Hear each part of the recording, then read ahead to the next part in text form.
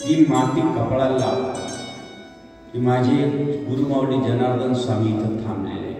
नारदाला एकदा अहंकार झाला, मी भक्त आहे, मी भक्त आहे असा. आणि भगवान विष्णूला वाटला मोठा रोग झाला, आता याच्यावर औषध पाहावं आहे. नारदाला सांग, नारदा दक्षिण काशीमध्ये माझा एक भक्त आहे, त्याला भेटून ये. तो बकऱ्या वळणार होता, बकऱ्या वळत होता, असा बकऱ्या मागे फिरत होता. हैक हैक करायचं. नारदाला वाटलं मी उठताना बसताना नारायण नारायण नारायण करतो, श्वास घेतला तरी नारायण, चाललं लागलं तरी नारायण, झोपायला लागलं तरी नारायण. हे तर दिवसभर याच्या मागे फिरले, एकदाही ते नारायण म्हटले नाही. हा कसा भक्त? हा भक्त कसा? जर याने एकदाही नारायण म्हणले नाही, हा भक्त कसा? लक्षात. संध्याकाळी मात्र संध्याकाळचा टाइम झाला आणि घरामध्ये प्रवेश केला. आता ते काय 5 स्टार हॉटेल सारखं घर नव्हतं, एकच होतं. जिथं 3 मुलं होते तिथंच ते झोपायचं, तिथंच स्वयंपाक बनायचं, तिथंच खायचं, तिथंच राहायचं. येणे फक्त झोपता झोपता नारायण म्हणलं. एकदा बरं का, फक्त झोपताना काय म्हणलं? नारायण म्हटलं, झोप गेलं. नारायण सरळ वैकुंठात आले. म्हणजे देवा, अरे दिवसभर त्याच्या मागे फिरलं, झोपताना फक्त नारायण म्हणून झोपून गेलो नाही. मी तर 24 तास तुमचं नाव करतो. तुम्ही मला चुकीचा नंबर दिला, चुकीचा माणूस दिला, तुम्हाला काही भक्त वाटला नाही. नारदा सांगितलं, नारदा तुझी इच्छा आहे ना, हा दिवा घे, या दिव्यात तेल टाकतो आणि तेला दिवा पेटलेला राहील. फक्त एक तेलाचा थेंब सांगू द्यायचा नाही, दिवा विझू द्यायचा नाही, पृथ्वीला प्रदक्षिणा करू नये. जर सांडलं तर दोन्ही बाजूला 2 तालदार आहे. नारद निघाले. दिव्यातलं तेल सांडू नये म्हणून देवाकडे लक्ष आहे आणि वात विझू नये म्हणून पूर्ण लक्ष आहे. पूर्ण प्रदक्षिणा झाली. 3 लोकात नारद परत देवाजवळ आले. देवाने विचारलं, नारदा अरे तू देवाचं नाव घेतलं का? नारदाने सांगितलं, एक वेळ सुद्धा नाही. म्हणे का? तेल सांडलं असतं तर मला माझं मुंडकं उडवलं गेलं असतं, दिवा विजला असता म्हणून माझं दिव्याकडे लक्ष होतं आणि त्यालाकडे लक्ष होतं. नारदा सांग, तू संसारिक होता, त्याचं संसारिक पूर्ण कार्य करून शेवट झोपताना माझं नाव घेतलं, कमीत कमी ते लक्षात घे ना. तुला फक्त एकदा दिवा दिला तर तो दिवसभर त्या दिव्याकडे पाहत राहिला. त्या भक्तांनी माझं झोपताना नाव घेतलं आणि उठताना एकदा नाव घेतलं, पण ते नाव घेणं कसं आहे? म्हणून बाबांनो, अंतःकरणातून देवाचं नाव. भगवंताचं स्मरण पुण्य असेल तर माणसाला यश मिळतं, पुण्यानी राज्य. आणि पाप असेल तर किती चांगलं करायला गेलं तापेशी. 5 स्वप्न असतात, मला सांगायला वेळ नाही. हे स्वप्न पडलं तर माणसाला हे मिळतं, ते स्वप्न पडलं तर ते मिळतं. एखाद्याचे कायमाची घंटी घनघन घनघन वाजायला लागली तर एखाद्याची पुत्रिका असेल त्याला मुलगा होतो स्वप्नात. म्हणजे असे काही स्वप्न आहे. एखाद्याला लक्ष्मीची मूर्ती स्वप्नात आली की समजायचं त्याला पैशाचं कमीच नाही राहणार. एखाद्याला कालभैरव स्वप्नात आला त्याची विघ्न नाश होण्याचे स्वप्न आहे. एखाद्याला तोडकं मंदिर फुटकं मंदिर आलं, अचानक कळस पडलेलं समजायचं त्याच्या पाठीमागे काहीतरी धोका आहे, अशी स्वप्न असतात. पण कुठं सांगत बसून 5-10 मिनिटात तुम्हाला एवढं काही. आणि म्हणून काही गोष्टी ऐका जरा. त्या म्हणजे पुण्याने राज्य, काहीतरी खूप पुण्य असेल तर आपल्याला राज्य मिळतं, चांगलं चांगलं सुख मिळतं, किंवा आपण अनुष्ठानाला येऊन बसतो, पुण्य आहे एवढंच सांगतो. ज्यावेळेस ते एका फार मोठे संत होते, झोपडीत राहत होते. झोपडीत राहत असताना त्या संतांना एक देवी प्रसन्न झाली. तुम्ही फार पुण्य केलं, मी तुमचं ते सण सांगितलं, मला झाडाखाली होते, मला काहीच गरज नाही, मला बरंही मी येतो नाही. म्हणे तुला जे केलं उलट जरी केलं तरी तुझं पुण्य आहे, जोपर्यंत पुण्याचा नाश होणार नाही ते चांगलंच होणार आहे. तो गेला, एका राज्यामध्ये प्रवेश झाला.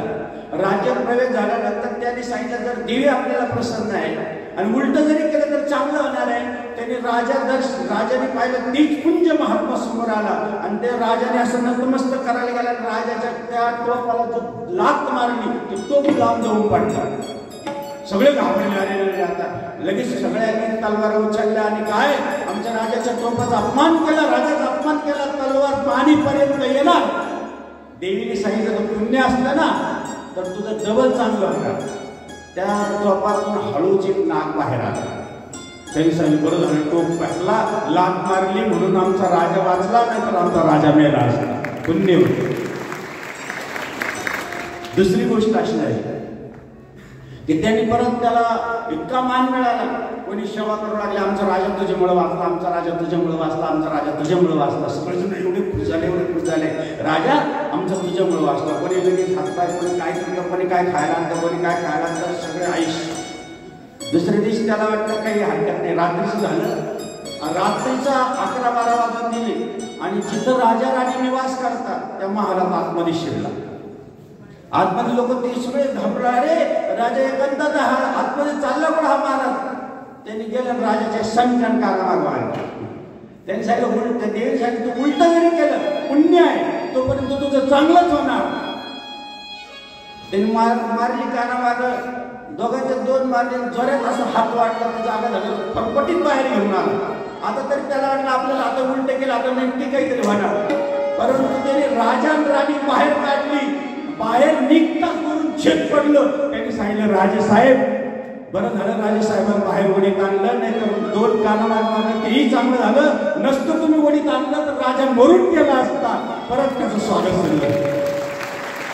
लक्षात घ्या, पुण्य होतं. अनुष्ठानाचं पुण्य किती महत्वाचं आहे. जनार्दन स्वामींच्या समाधीवर येण्यासाठी जन्मोजन्मीचं पुण्य लागतं. जन्मोजन्मी बहु पुण्य केले, जन्मोजन्मी बहु पुण्य केले. देवाया विठ्ठली कृपा केली, देवाया विठ्ठली कृपा केली. जन्मोजन्मी बहु पुण्य केले, जन्मोजन्मी बहु पुण्य केले. हो, जन्मोजन्मीचं पुण्य आहे. म्हणून इथं समाधीवर, इथं अनुष्ठान होत राहिलं, इथं जप होत राहिलं, इथं संतांचं दर्शन होत राहिलं. त्या देवीनं, धर्मदेवीने सांगितलं राजा आपलं त्या महाराजांना, महाराज तुमचं पुण्य संपलं, आता मी निघाले. याला आपलं सगळे स्वागत करताय. धर्मदेवी निघून गेली. एक दिवस त्याला बाहेर एक आंबा दिसला, गोड आंबा होता, तो तोडला. राजेसाहेब एवढा आंबा खा.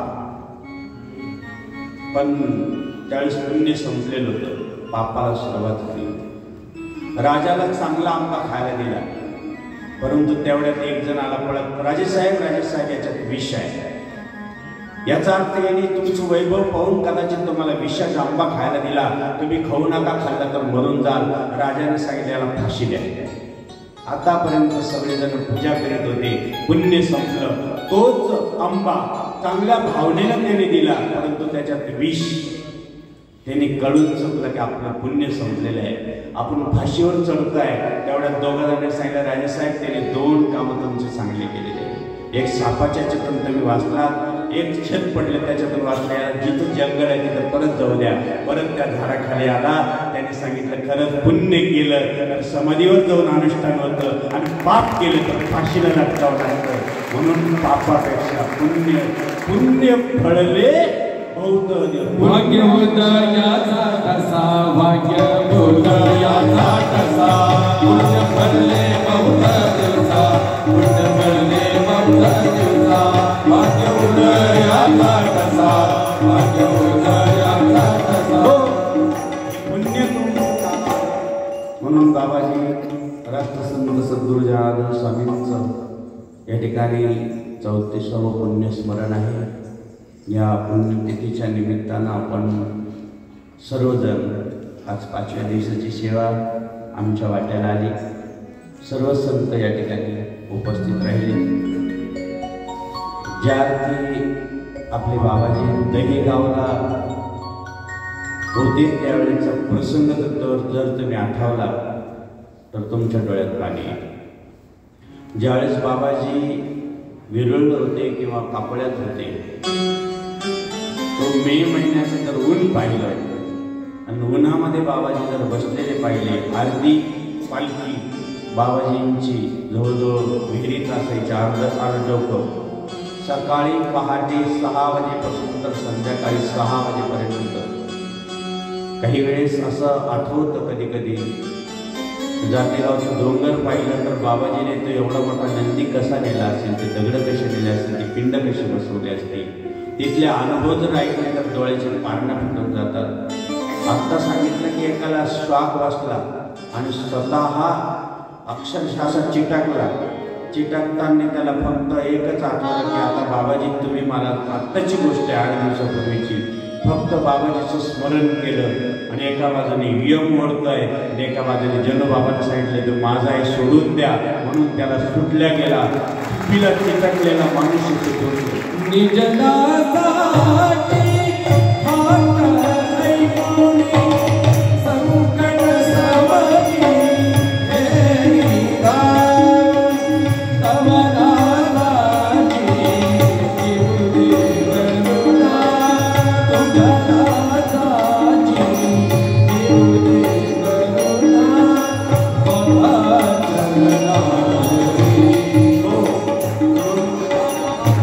अनुग्रहाचं मी आता सांगितलं तसं जनार्दन बाबा गेल्यानंतर परत एकदा जो अनुग्रह मिळाला ते आपल्या गणेशगिरी बाबा आहे.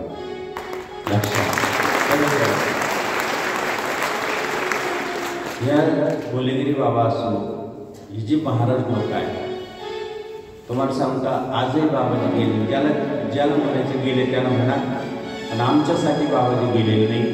बाबाजी गेलेच नाही, बाबाजी गेले नाही. बाबाजी जरी समाधीस्थ झाले असतील परंतु ते सर्वांच्या हृदयात येऊन बसलेले आहेत. आणि माझ्या हृदय मंदिरात गुरुरायांची रे मूर्ती, माझ्या हृदय. या ठिकाणी टाईम झालेला आहे, या ठिकाणी वेळ झालेला आहे. जवळ 10 वाजून 8 मिनिटं तुमचे जास्त